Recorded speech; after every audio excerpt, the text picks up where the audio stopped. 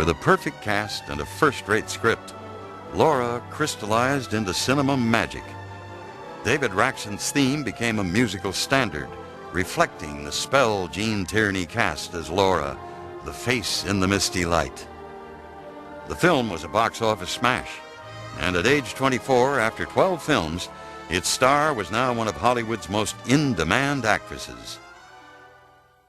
In the summer of 1945, as World War II neared its triumphant end, Oleg was honorably discharged from the military. His distinguished war record finally opened the doors of Hollywood for the talented designer, but Daria's condition, Gene's work hours, and her husband's roving eye tore at their marriage. She could be very, very jealous. She was watching me because she thought that my eye was wandering.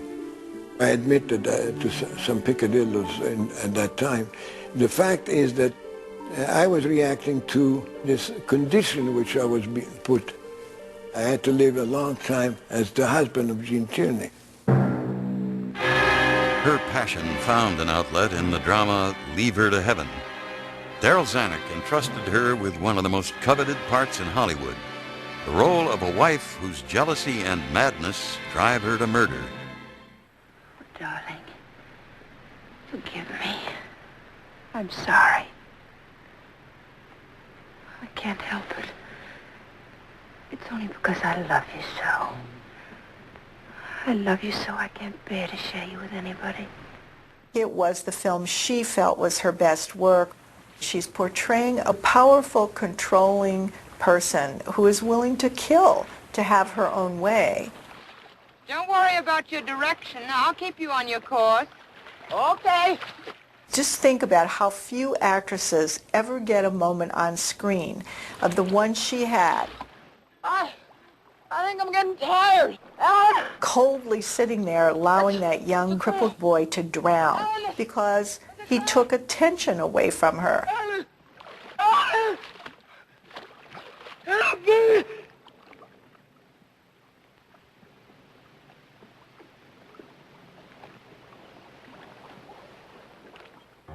The film broke box office records and earned 25-year-old Gene her first Academy Award nomination for Best Actress. Although the Oscar went to Joan Crawford for Mildred Pierce, Gene took pride in being recognized for more than just her ravishing beauty. But success had come at a high price. Her marriage was collapsing, and more heartbreak lay just ahead.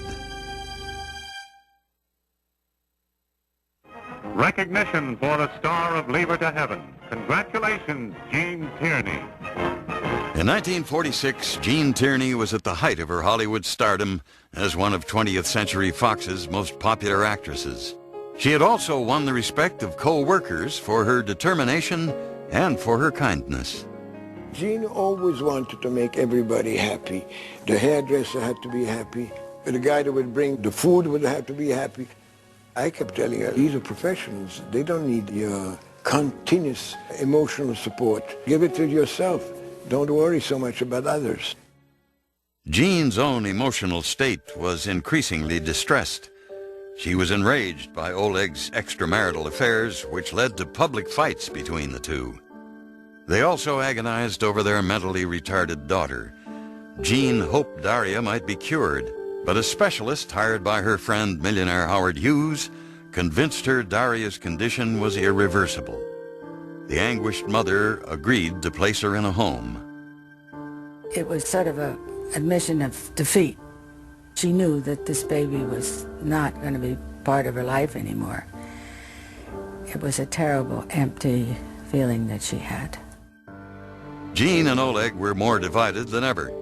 The strain worsened as Howard Hughes urged the actress to divorce and marry him. One night when Hughes drove her home, an enraged Oleg was waiting in the garage. I hit him with a 2x4 in the back, and he jumped on his seat, and I had the car. The garage was open, and the car was ready to go. So he might have gained maybe 200 yards on me, but I was behind him. And we went through several lights at full speed. I was ready to go and break his jaw. As Gene and her husband drifted apart, Another man caught the movie star's eye. One day, while filming, she found herself staring into the stunning blue eyes of a visitor to the set, a young Navy lieutenant named John F. Kennedy. He was very courteous, very sweet, and he had a joke for everything. She said, he's so bright and he's such fun. Soon a romance began. After Kennedy's election to Congress in 1946, Jean told Oleg and asked for a divorce. She was very honest about it. I said, don't waste your time with a Catholic who has ambitions in politics, because you're a divorced woman. You're never going to be accepted. She believed that he would marry her. Despite the tension in their failing marriage, Oleg designed the costumes for his wife's next film, The Razor's Edge, co-starring Tyrone Power. I've never seen you so beautiful. Jean sparkled as a manipulative, selfish socialite who chooses money over love. Do you think I've sacrificed myself only to let Larry fall into the hands of a woman like that? How did you sacrifice Sosa? I gave up Larry for one reason only. Because I didn't want to stand in his way. Oh, come off it, Isabel. You gave him up for a square-cut diamond and a sable coat. Oh! After The Razor's Edge, Jean traveled to Cape Cod, where she spent a romantic week with Jack Kennedy. She was passionately in love, but once again, her happiness was not destined to last. Jean was having lunch with Jack one day, and he said to her, you know, Jean, I can't marry you. And I think she realized that this is it.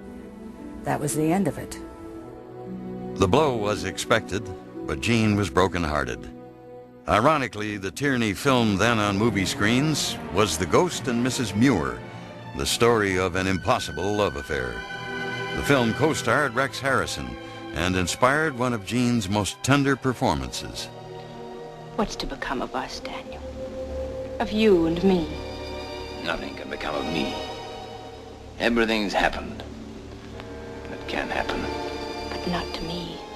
It's the story of a woman who doesn't really find love tangibly, physically present. What she has in life is a ghost, a fantasy figure. So Tierney's own life is somewhat like this. She doesn't find in life the romance that she was promised, the things that she thought marriage and love and everything were when she was a young girl. Jean and Oleg had stayed friends during their separation, and in 1948 they agreed not to divorce. The actress longed to have a child, and on November 19th, her 28th birthday, she gave birth to a daughter, Christina. The baby was completely healthy. She was so perfect in every way. Jean was elated. She just couldn't talk enough, do enough for that child. But the new mother worried about financing care for Daria.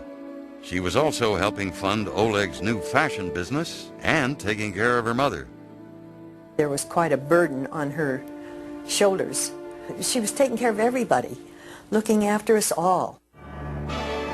The actress threw herself into work at Fox, making 5 films in under 2 years. One highlight was the 1950 film noir thriller Night and the City. You could have been anything. Anything. You had brains, ambition. You worked harder than any 10 men. But the wrong things. Always the wrong things. There was a quality about her. You can only say it was class. Her personality was a little mysterious and seemed unapproachable at first, but when you did approach her, she was just like the girl next door. In the 1951 drama Where the Sidewalk Ends, Jean was briefly joined on screen by Oleg Cassini.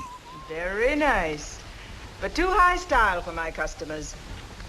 Maybe we could make a little bolero, Oleg. Well, I'll sketch it. But off-screen, work conflicts were again crushing the marriage. Things hit an impasse in 1951 when she insisted her husband join her in Argentina for the filming of Way of a Gaucho.